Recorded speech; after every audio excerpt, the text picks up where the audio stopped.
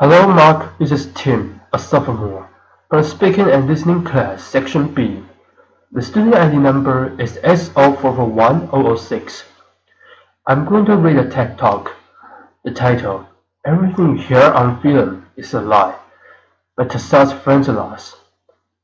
I want to start by doing an experiment. I'm going to play 3 videos of a rainy day, and I've replaced the audio of one of the videos. And instead of the sound of rain, I've added the sound of bacon frying. So I want to think carefully which one the clip with the bacon is. Rain falls, rain falls, rain falls. Alright, actually, I lied. They are all bacon. Bacon sizzles. A pause. My point here isn't really to make you hungry every time you see a rain scene, but it's to show that our brains are conditioned to embrace lies. We are not looking for accuracy. So, on the subject of deception, only to quote one of my favorite authors, in The Decay of Lying, Oscar Wilde establishes the idea that all bad art comes from copying nature and being realistic, and all great art comes from lying and deceiving, and telling beautiful untrue things. So when you are watching a movie and the phone rings, it's not actually ringing. It's been added later in post-production in the studio. All of the sounds you hear are fake. Everything, apart from the dialogue, is fake. When you watch a movie and you see a bird flapping its wings, wind flap, they haven't really recorded the bird. It sounds a lot more realistic if you could record a shake or shaking kitchen gloves. Flaps. The burning of a cigarette up close. Cigarette burns. It actually sounds a lot more authentic if you take a small saran wrap ball and release it. A saran wrap ball being released. Punches, punch. Whoops, let me play that again. Punch. That's often done by sticking a knife in vegetables, usually cabbage. Cabbage stabbed with a knife. The next one is breaking bones. Bones break. Well, no one was really harmed. It's actually breaking celery or frozen lettuce. Breaking frozen lettuce or celery. Laughter. Making the right sound is not always as easy as a trip to the supermarket and going to the vegetable section, but it's often a lot more complicated than that. So let's first engineer together the creation of a sound effect. One of my favorite stories comes from Frank Theory. He's a contributor to our library, and a great sound designer for Tron and Star Trek, and others. He was part of the Paramount team and won the Oscar for Best Sound of The Hunt of Red October. In this Cold War classic in the 1990s, they were asked to produce the sound of the propeller of the submarine. So they had a small problem. They couldn't really find a submarine in West Hollywood. So basically, what they did is they went to a friend's swimming pool and Frank performed a cannonball or boomba. They placed an underwater mic and an overhead mic outside the swimming pool. So here's what an underwater mic sounds like. Underwater plunge. And in the overhead mic, it sounded a bit like this. Water splashes. So now they took the sound and pitched it 1 octave down, sort of like slowing down a record. Water splashes at lower octave, and then they removed a lot of the higher frequencies. Water splashes and pitched it down another octave. Water splashes at lower octave, and then they added a little bit of the splash from the overhead microphone. Water splashes, and by looping and repeating that sound, that got this popular terms. So creativity and technology put together in order to create the illusion that we're inside the submarine. But once you've created your thought and you've synced them to the image, you want those thoughts to live in the world of the story. And one of the best ways to do that is to add reverb. So this is the first audio tool I want to talk about. Reverberation, or reverb, is the persistence of the sound after the original sound has ended. So it's sort of like that, like all the reflections from the materials, the objects, and the walls around sound. Take, for example, the sound of gunshot.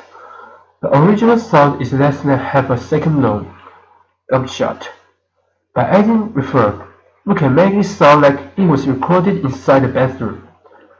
Gunshot reverbs in bathroom. Or like it was recorded inside a chapel or a church. Gunshot reverbs church. Or in a canyon.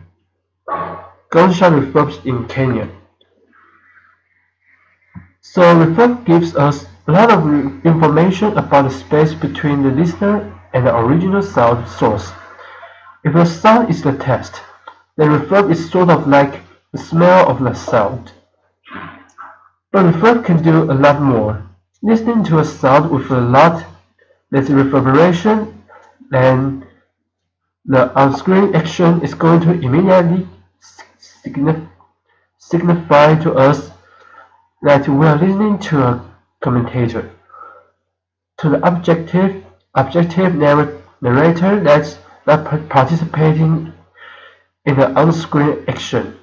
Also, emotionally intimate moments in cinema are often heard with zero reverb, because that's how it could sound if someone was speaking inside our ear. On the completely other side, adding a lot of reverb to a voice is going to make us think that we are listening to a flashback, or perhaps that we are inside the head of a character, or that we are listening to the voice of God, or even more powerful in film, Morgan Freeman, laughter, so a pause. But what are some other tools or hacks that sound designers use? Well, here's a really big one. It's silence. A few moments of silence is going to make us pay attention, and in the Western world, we are not really used to verbal silences. They are considered awkward or rude. So silence preceding verbal communication can create a lot of tension. But imagine a really big Hollywood movie. Here it's full of explosions and automatic guns. Those stops being loud anymore after a while. So in a yin-yang way, silence needs loudness and loudness needs silence for either of them to have any effect. But what does silence mean? Well, it depends how it's used in each film. Silence can place us inside the head of a character or provoke thought. We often relate the silences with contemplation,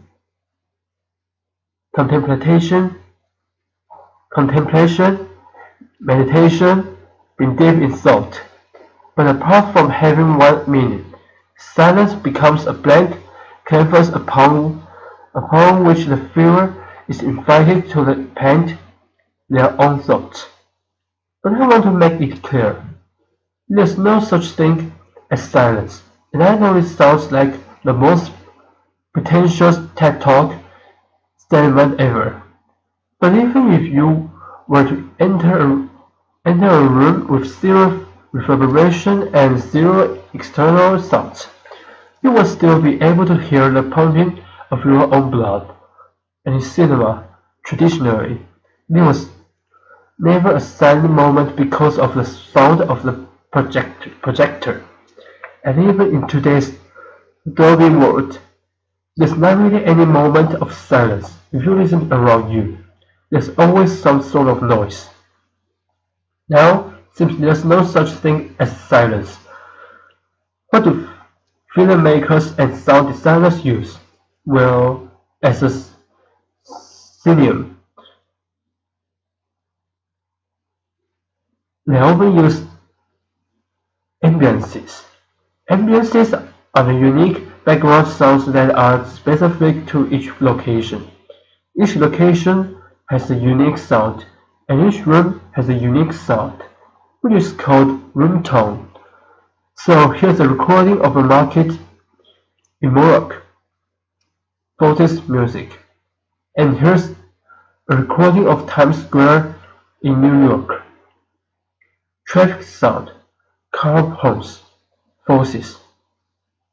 Room tone is the addition of all the noises inside the room. The ventilation, the heating, the fridge. Here's a recording of my apartment in Brooklyn. You can hear the ventilation, the boiler, the fridge, and the street traffic. Ambiances work in a most primal way. They can speak directly to our brain subconsciously. So birds chirping outside your window may indicate normality, perhaps because, as a species, we've been used to that sound every morning for millions of years. Birds chirp. On the other hand, industrial sounds have been introduced to us a little more recently. Even though I really like them personally, they've been used by one of my heroes, David Lynch, and his sound designer, Alan Spect. Industrial sounds often carry negative connotations. Notices. Now, sound effects that can tap into our emotional memory. Occasionally, they can be so significant that they become a character in a movie. Sound or thunder may indicate defined intervention or anger. Thunder. Church bells can remind us of the passing of time, or perhaps our own mortality. Bells ring, and breaking of glass can indicate the end of a relationship or a friendship. Glass breaks. Scientists believe that dissonant sounds, for example, brass or wind instruments played very loud, may remind us of animal howls in nature and therefore create a sense of irritation or fear. Brass and wind instruments play. So now, we've spoken about on-screen sounds, but occasionally, the source of a sound cannot be seen. That's what we call off-screen sound, or a cosmetic sound. Well, the term of schematic, a cosmetic, comes from Pythagoras in ancient Greece, who used it to teach behind a veil or curtain for years, not referring himself to his disciples. I think the mathematician and philosopher saw that, in that way, his students might focus more on the voice, and his words and its meaning, rather than the visual of him speaking. So sort of like The Wizard of Oz, or 1984's Big Brother, separating the voice from its source. Separating cause and effect sort of creates a sense of ubiquity or panopticism, and therefore authority. There's a strong tradition of a cosmetic sound, in monasteries, in Rome, and Athenians used it to sing in rooms up in galleries close to the ceiling, creating the illusion that we're listening to angels up in the sky. Richard Wagner famously created the Haydn Orchestra that was placed in a pit between the stage and the audience, and one of my heroes, FX Twin, famously hid in dark corners of clouds. I think what all these masters knew is that by hiding the source, you create a sense of mystery. This has been seen in cinema over and over, with Hitchcock and Ridley Scott in Alien. Hearing a sound without knowing its source is going to create some sort of tension. Also, it can minimize certain visual restrictions that directors have and can show something that wasn't there during film. And if all this sounds a little theoretical, I wanted to play a little video. Toy squeaks, typewriter, drums, ping pong, knives being sharpened, record scratches, saw out, saw cut, woman screams. What I'm sort of trying to demonstrate with this tools is that sound is a language. It can trick us by transporting us geographically. It can change the mood. It can set a pace. It can make us laugh or it can make us scared. On a personal level, I fell in love with that language a few years ago and somehow managed to make it into some sort of profession. And I think with our work through a sound library, we are trying to kind of expand the vocabulary of that language. And in that way, we want to offer the right tools to sound designers, filmmakers, and video game and app designers to keep telling even better stories and creating even more beautiful lives. So thanks for listening. Pause.